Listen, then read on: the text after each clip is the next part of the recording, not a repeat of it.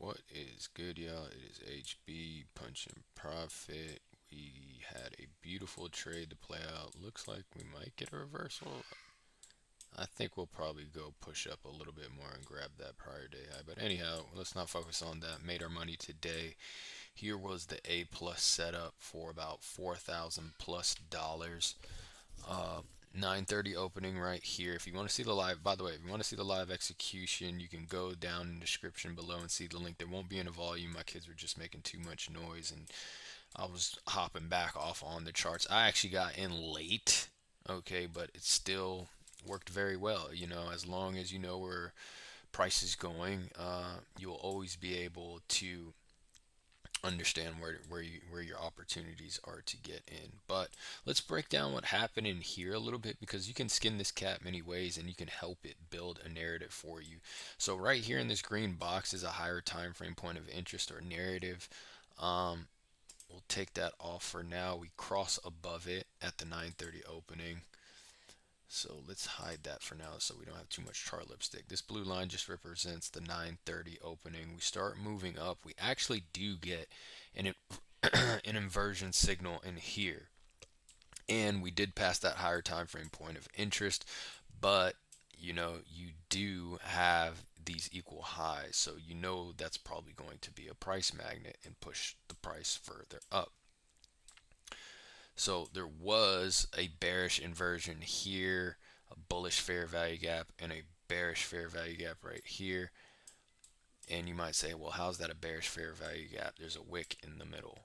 Well, if you look closely, there's a volume imbalance. So let's mark that out real quick just in case that signal was there for you. Okay, so it's roughly in this area.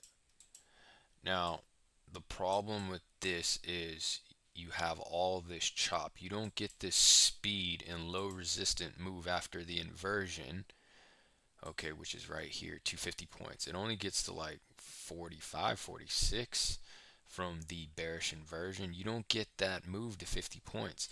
If you don't get that low resistance speed move, especially when it's the silver bullet hour, or this was roughly at the macro and the silver bullet, if you don't get that 50 points right after that inversion, and right here is that advanced market structure shift, you don't close below, right? If I put a yellow line right here, you don't close below that, you're probably not going to get that massive 100 to 200 point move, okay? Especially considering you have these equal highs up here that price is going to gravitate towards. Okay, so your high time frame bias is probably going to be bullish. Now, even if you did take this signal, it's not a big deal, right? Because if you put your stop at the high and you're not over leveraging, you can handle this. Okay, but you're going to have to get out and break even, or take money for a small amount of profit and understand how to play this consolidating range. Okay, so usually when we fill this gap immediately, you should know that we're probably going to start ranging. We're probably going to start consolidating. Okay, if we come back into this inversion, we don't have a breakaway gap, or we don't just slightly wick and then we continue down and we don't get that advanced market structure shift, you should know that this signal is not going to hold for very long. This high may hold for a little bit, but you have a very short amount of time to figure out how you're going to break even or take a little bit of profit. Now, if you don't over leverage, you could say, okay, we didn't get our 50-point move, okay, with speed and low resistance, so I know we're going to start ranging. Now it's a matter of, how do I get out?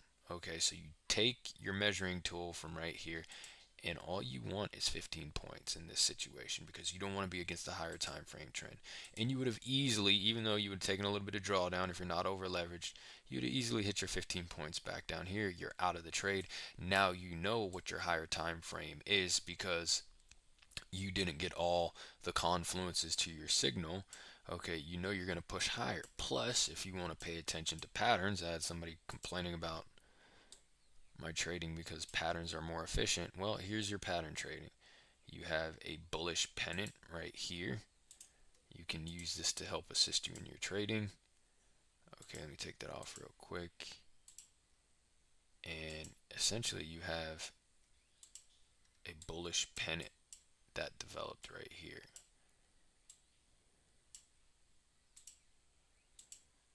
See that?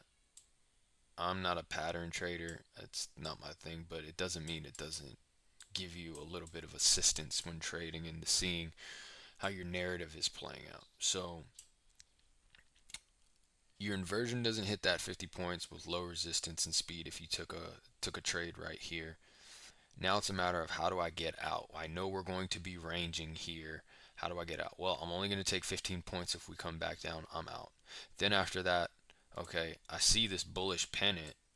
I know we're going to break out of it eventually, and we're going to probably push for these equal highs or even the prior day high, okay, which is still kind of working up towards. So you can skin this cat in many different ways. Pattern trading, ICT principles, whatever, right? Supply and demand, however you want to shake it. Okay, so let's take this off. I'll keep this pennant pattern on so I can explain to you how you also could have taken advantage of it. Well, actually, I'll take it down for now, and I'll give you my signals. I'll leave the poll up. So when we're chopping in this range, you should know if that inversion gets filled with a wick or a candle body, you don't get the breakaway gap, you don't get the 50 points, you don't get the advanced market structure shift with the candle body over it, you should know we're going to start ranging in here, or we're going to look to push high sooner than later, higher. So you now know, say you got your high time frame bias, we're bullish, okay, and now you can wait for your inversion signal to the upside. Okay, who cares about any inversions that occur going back down, because there was multiple, right? You're not trying to trade against the higher time frame, so you're waiting for one that's going in the higher time frame bias that you have. Well, here it is. Okay, you have a bullish, a bearish fair value gap inverted by a bullish one. You also get this advanced market structure shift. We close over it. Okay, and then boom, we take off. So you could have gotten your entry right here.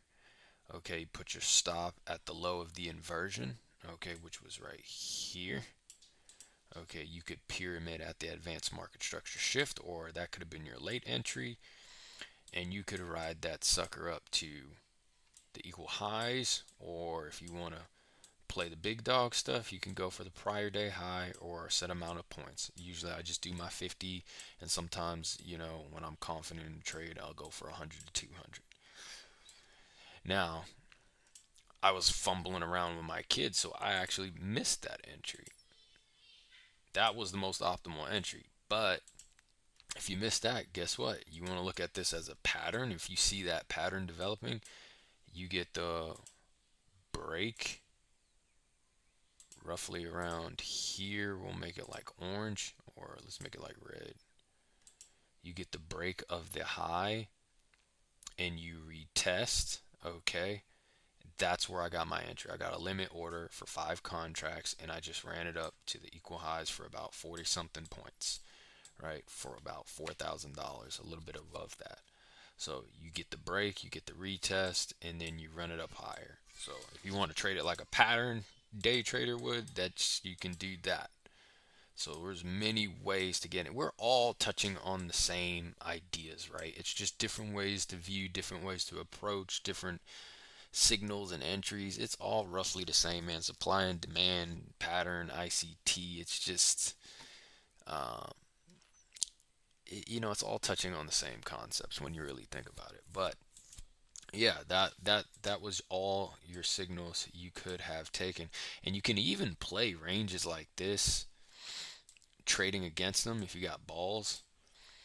Because usually what I notice what happens when you get, okay, we get our inversion, we don't get our advanced market structure shift, we push down almost to 50 points, but not quite. We don't get the advanced market structure shift. What you can actually do on the second tap of the range, usually you'll get a wick that taps in the second time, which was right here. You can put a tight stop, okay, put it at the high, get an entry right here, and run it down for 15 to 25 points. Or you can play it like, like the pattern. I know it's probably going to come back down here. I wouldn't do that. That's not accurate enough for me. I'll just play it for 15 to 25 points. Boom, load up on contracts. I have a tight stop loss at the high. And boom, easy 15 right there. Easy 25 even goes for about 40. So you can kind of play it going down and up. And I learned that you can play the second wick that touches the candle body high of the range. Get an entry, put your stop at the high or the low if it's vice versa situation. Run it for 15 to 25. And then you can wait for your reversal signal back up, and boom, you're making money down and up. You made money going down, going down once, going down twice, and then making money on that third massive move. So this is HB Punch and Profit. Comment down below, like the video, subscribe. God bless. Take care. Gave you a little pattern trading today. Easy money, baby. Easy money. Peace.